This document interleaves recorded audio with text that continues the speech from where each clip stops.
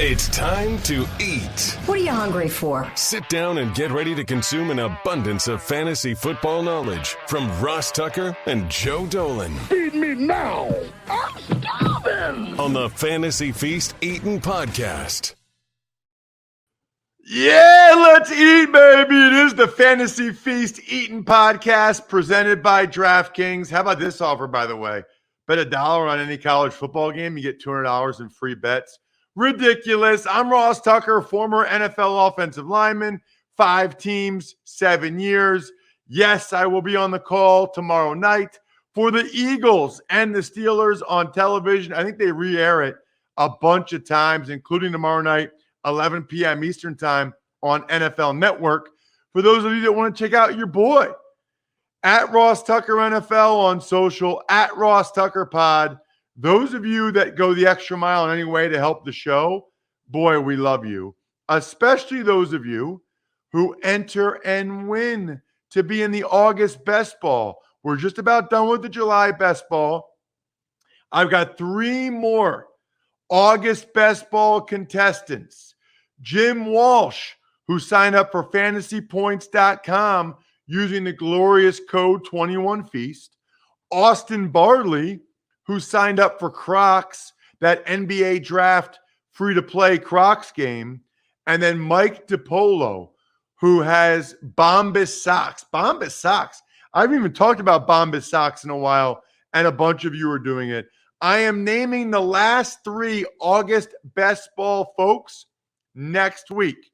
So go ahead, take advantage of any of the sponsors at rosstucker.com. Send it to me, ross at rosstucker.com.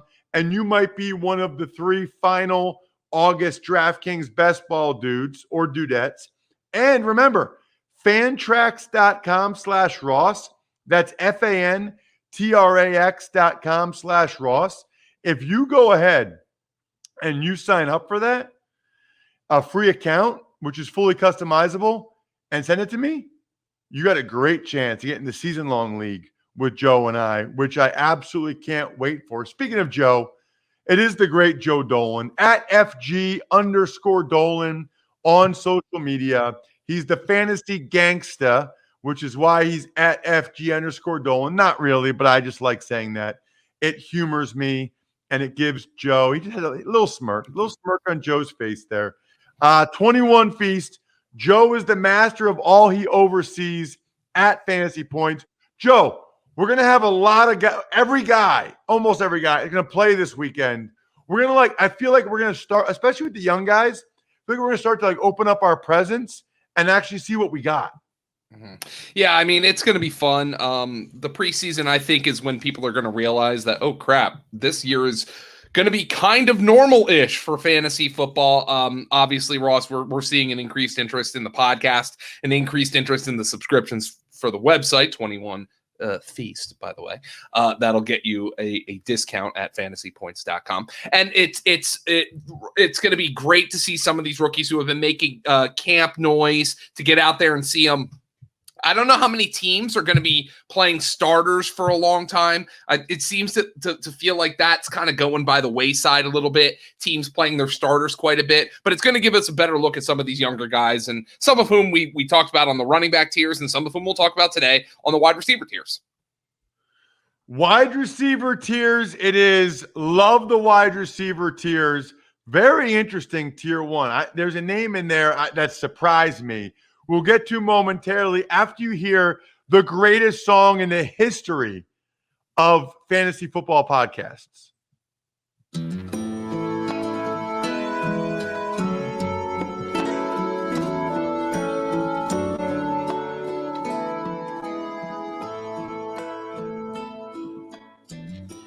Will I win my league if I'm following Joe Dolan? Am I drafting Zeke if I'm following Joe Dolan? I'm at the turn. 2 picks to burn, but I know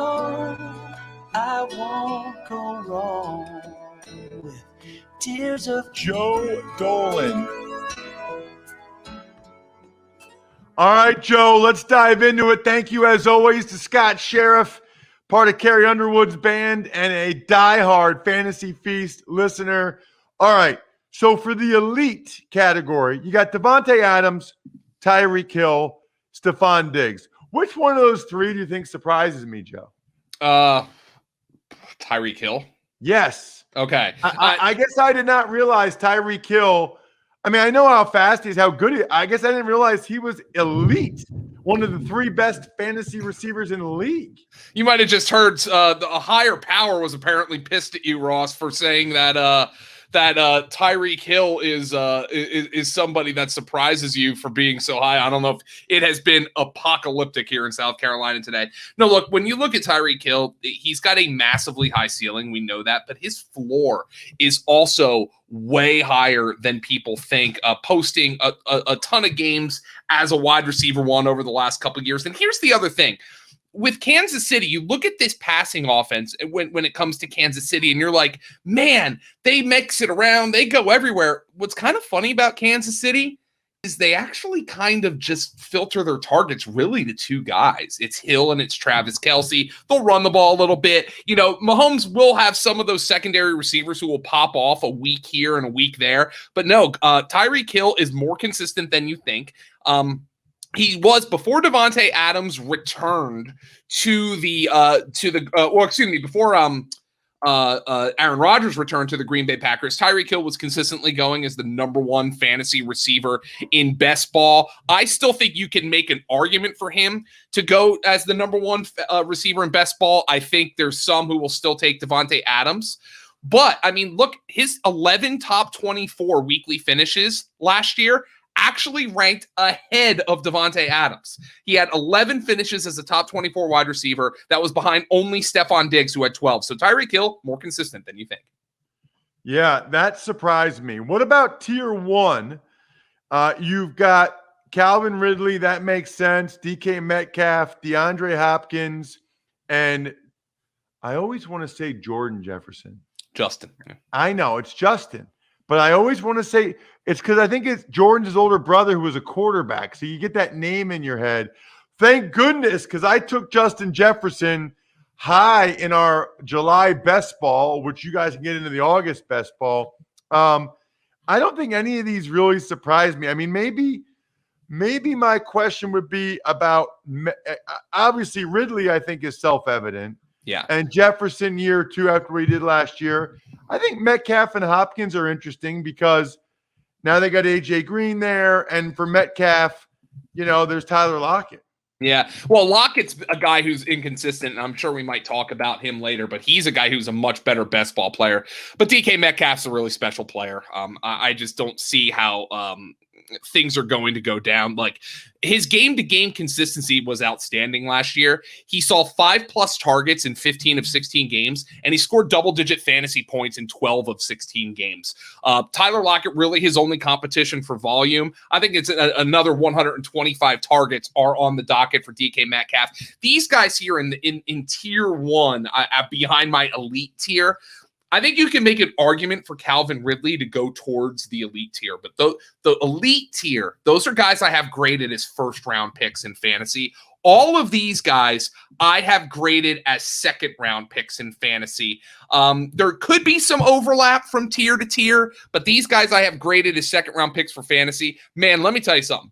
If I have a pick, I talked about this on the running back show. If I am in the position to pick Dalvin Cook or Christian McCaffrey at the top of my draft, and I get one of these guys, man, do I feel like I'm cooking. I just feel like that is a hell of a start. So I think the first pick, some years the first pick isn't as important as it is this year. Some years the number one and number two guys aren't clear cut. Sometimes the back end of the second round is a massive drop-off from the front end of the second round that makes drafting at the back end of the first round much more appealing. Not this year. I love the end of the second round. I love the top of the third round. I think picking early is a cheat code. Some of these receivers are the reason why. Tier two, Keenan Allen, A.J. Brown, Terry McLaurin, Allen Robinson, CeeDee Lamb. Yeah. CeeDee Lamb is tier two already, Joe. I hope I'm not drinking the Kool-Aid a little too much on CeeDee Lamb. There are people who are higher on CeeDee Lamb than I am, and I don't want to be behind the 8 ball because we have moved him above Amari Cooper in our projections. Cooper coming off the PUP list is probably a good sign for his availability early in the season, so we'll talk about him. But CeeDee Lamb making noise in camp. He was on an elite pace when Dak Prescott was the quarterback last year. Obviously, things cooled down for that entire Dallas offense when Dak Prescott went down. But CeeDee Lamb, who was running almost exclusively out of the slot, apparently they're going to be moving him around more. If I had CeeDee Lamb, I want him to play out of the slot more because that's where the good matchups are. But when Dak Prescott was in there, he had 37 targets behind only Amari Cooper's 52. He averaged 86.6 yards per game in Dak Prescott starts last year. That would have ranked third best behind Justin Jefferson and Odell Beckham for most all time by a rookie receiver. And obviously his production went in the tank when Dak went down. But I think there's a lot to like about CeeDee Lamb, and that's why I'm willing to buy early on CeeDee Lamb as opposed to waiting for his true breakout. Unfortunately, Ross, that discount is gone. There are some people in best ball drafts drafting him as if he's in the same tier as DK Metcalf, Justin Jefferson, DeAndre Hopkins. I'm not there quite yet. Interesting. All right. Tier 3, you have in parentheses pivotal tier, which I think is interesting. Why is tier 3, which only has 3 guys, I'll read the names: Robert Woods, Adam Thielen, Amari Cooper. Why is this a pivotal tier? Because I tend to draft now. Not in every draft is one of these guys going to end up on my team, but I view them as such flexible players because if I open my draft with running back, let's just say I go Saquon Barkley and then Antonio Gibson, just for an example. Robert Woods in the 3rd round or Amari Cooper in the 3rd round is just huge for me. Somebody who I think I can count on for volume to produce as a wide receiver 1, although you'd prefer this guy as your wide receiver 2. But I just don't think that can happen. There is one difference here, though. Adam Thielen. I think Adam Thielen is one of the single most undervalued assets in fantasy football right now. He will occasionally slip into the 5th round. I think that is huge because I think if Adam Thielen slips into the 5th round, that gives you an elite wide receiver 3 if you're drafting receivers early.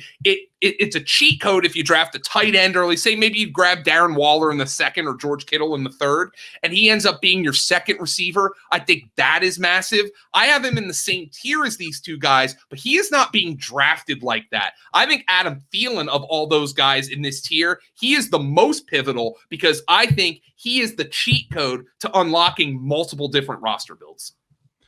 Okay, now we get to tier 4.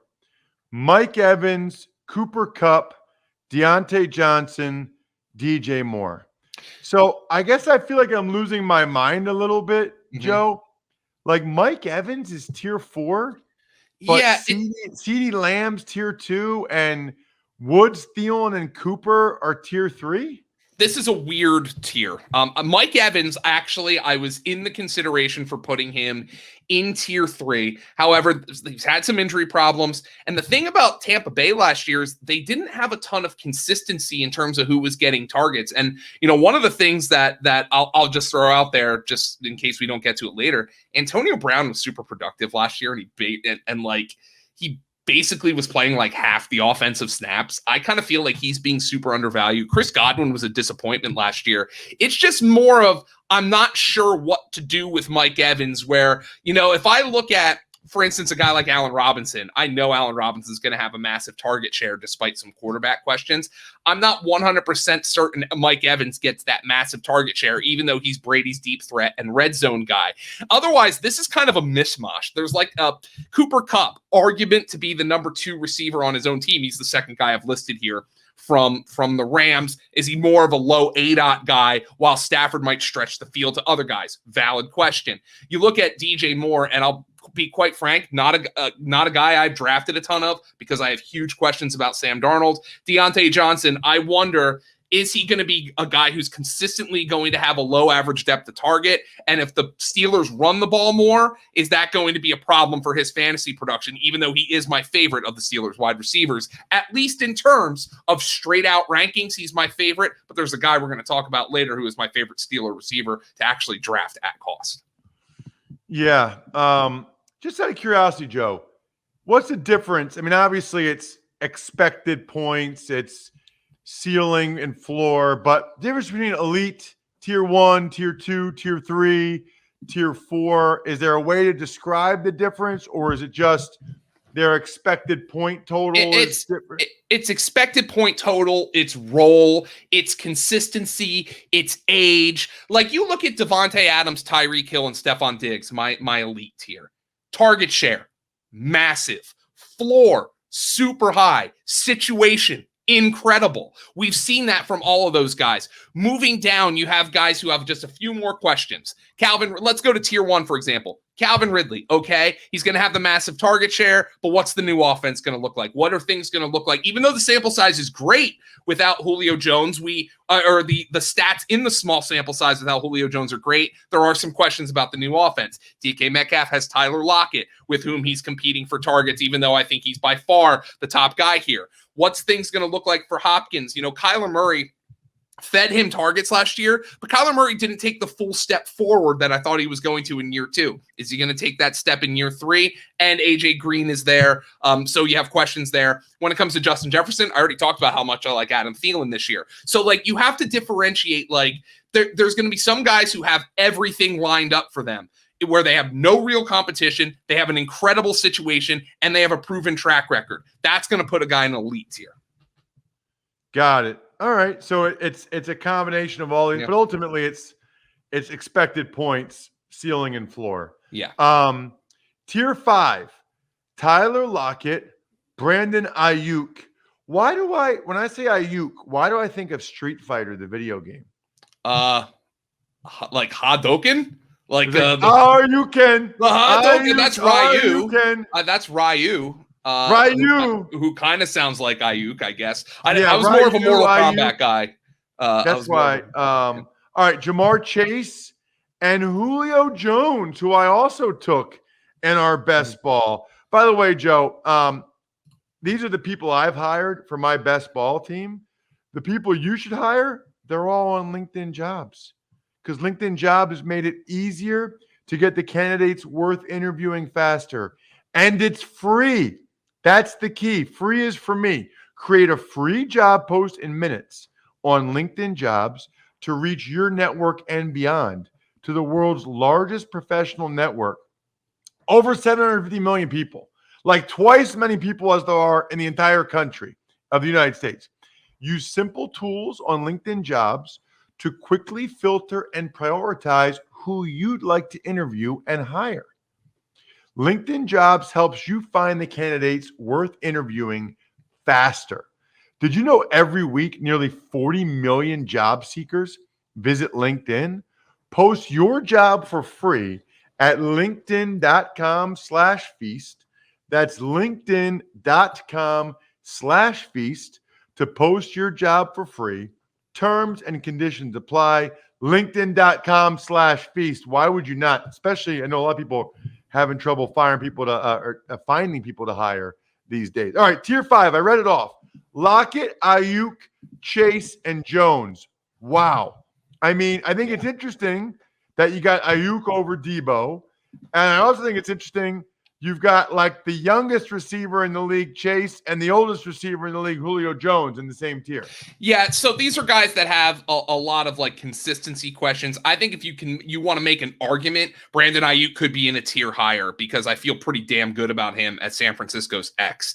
But when it comes, let's just break down some of the other guys. Tyler Lockett, this is a guy who had massive ceiling last year, but a very, very, very low floor. That has been established over the last couple of years. He's somebody who is much better in best ball. I mean, he has destroyed some lineups in season long where you plug him in there and you're like, oh my God, he got me 2 catches for 15 yards. The next week he catches 11 balls for 200. He caught the single most inconsistent. Tyler Lockett caught 100 passes last year. but they were completely inconsistent. His production was not near the level of DK Metcalf in terms of consistency. So, I mean, Tyler Lockett catching 100 balls last year, I think that would surprise a lot of fantasy players because a lot of that production came in just a few games. Here's some examples.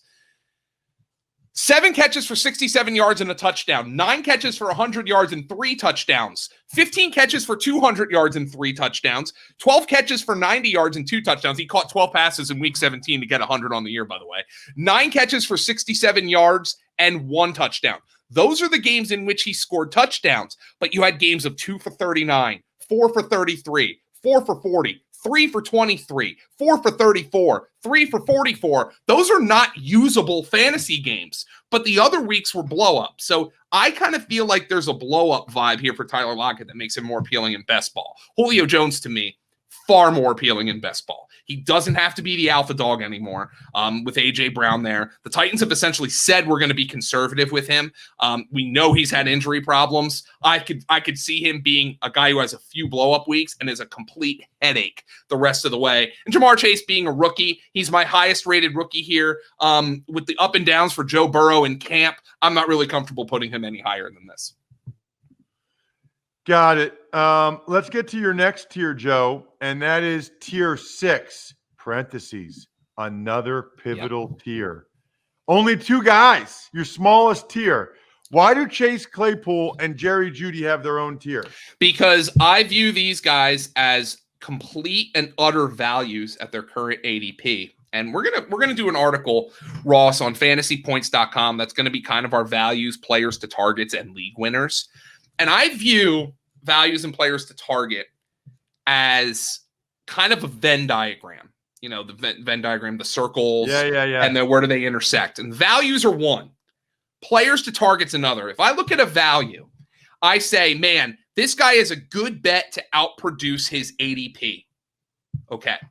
Players to target is somebody who I'm comfortable taking at their ADP because I think they're fairly priced based on the fact that I think they can blow up, or I think the market has read this player correctly, or just somebody who I want on my team. Where they intersect is where I call league winners, where a guy who I think is underpriced and I think has league-winning kind of upside, a player I want on my team. You know, if a guy's a value, let's just throw an example out there, like Jamison Crowder, okay? Nobody's going to hate having the Jamison Crowder of years past on their fantasy team. But are you winning a fantasy championship because you have Jamison Crowder on there? He's always underpriced, but he's never really a guy who's going to carry you to a championship. That's a value. A target for me is somebody who I think in the right circumstance can carry me to a fantasy championship or contribute to a fantasy championship, even if their ADP is correct. Let's say Derrick Henry, ADP of like 4th overall. He's not overpriced. He's not underpriced. He's just priced properly. That's a target for me. This tier, Chase Claypool and Jerry Jeudy, I want one of these 2 guys, if not both of them, on every team I draft this year. They are underpriced, and I think they have league-winning upside. So this is one of those ones where I feel like I can execute a strategy and still get a player like Jeudy or Claypool. The ADPs are rising a little bit. I've started to have to go into the 5th round to draft Jerry Jeudy, where I'm completely willing to do so. In another way, let's put this another way. These guys I like so much this year, I'm willing to go above ADP to draft them. I'm willing to go get these guys as opposed to waiting for their ADPs because I think they're underpriced. But I also think even if their ADPs rose around, I'd be willing to pay that because I love what these guys can provide. Wow. Okay. I like that. You are all in on Chase Claypool and Jerry Jeudy. And they're different players, by the way. I think Jeudy is probably going to be more of the volume type of guy. Claypool could be DK Metcalf light, but it's just an example of guys who I think the market was low on, at least until hopefully, maybe we can mute out this podcast for the people in my leagues, but I think they're different players, but I think it's somebody the markets have been low on who I am significantly higher on. Tier 7, Deebo Samuel, T. Higgins and Devontae Smith, another rookie. This one for the Eagles. Yeah, I think Devontae Smith, I'm not worried at all. I am buying the ADP dip on Devontae Smith. Deebo Samuel, it's just kind of an injury thing for him. And when it comes to T. Higgins, Ross, what's the competition for targets? I love Tyler Boyd at cost. Jamar Chase, I've already talked about him. I haven't drafted a ton of Chase at cost, but Higgins is a guy who's kind of sandwiched in between there after a really impressive rookie season. Tier 8. My guy from Pennsylvania, Tyler Boyd. My guy from Best Ball fame a year ago, Robbie Anderson from our Best Balls. DJ Chark and Kenny Galladay. Kenny Galladay is pretty low, Joe, for a guy that's getting paid as much as he is. I'm an avoid on Kenny Galladay. The hamstring injuries are propping up already. We'll see what the Giants look like in the preseason, but early on in training camp, there were not very many good reports on Daniel Jones. This is a team that, frankly, the Giants is a team I've had trouble drafting. As somebody who is in on Saquon, especially thrilled that Saquon's off the PUP list, that is a team I've had really a lot of struggles with drafting in the early going. I'm not sure what to do with them. Kenny Galladay is almost certainly a guy who's going to be off the board before I'm willing to take him. Meanwhile, Tyler Boyd is always a guy who it surprises me how long he lasts. So you could see even within a tier, there's going to be guys who you prefer and guys you don't. But I mean, I guess there is a point where I would draft Kenny Galladay, but it just seems to me he's always gone by that point. Meanwhile, somebody like Tyler Boyd is going to be available at that point where maybe I would have considered Kenny Galladay. What does it say about the Bengals? I think they're the only team that you have that have 3 guys in your tiers. Yeah, and it is it's precarious right now because there have been some tough reports about Joe Burrow. Joe Burrow's been saying that mentally, he's got to get back there. I want to see if we see Joe Burrow during the preseason. I want to see what these guys look like. But in theory, Cincinnati is loaded at skill position. The questions, of course, are the quarterback and the offensive line. And, other than that, Mrs. Lincoln. Check him out on social media at FG_Dolan. Maybe more importantly, fantasy season's here. There is no better website than fantasypoints.com. All you need to do is use the code 21Feast, and you'll get a discount code on the best fantasy content out there, period. And certainly the best value. I would be drafting fantasypoints.com well above their current ADP, aka their price. Check them out on social at FG_Dolan. That was awesome. We'll do quarterbacks or tight ends next week. Cannot wait. Other than that, I'm stuffed. We're done. Thanks for listening to the Fantasy Feast podcast. Make sure to also subscribe to the Ross Tucker Football Podcast, Even Money, Business of Sports, and the College Draft. All available at Apple Podcasts, rosstucker.com, or wherever podcasts can be found. A lot of times on the show, I mentioned DraftKings. Here's what you need to know. You got to be 21 or older, New Jersey, Indiana, or Pennsylvania only. New customers only. Restrictions apply. See DraftKings.com/sportsbook for details. Gambling problem, call 1-800-GAMBLER, or in Indiana, 1-800-9-WITH-IT. By the way, if what I was talking about included a deposit bonus, doesn't always, sometimes it does. Deposit bonus requires 25 times playthrough, and deposit bonuses are paid out in site credit.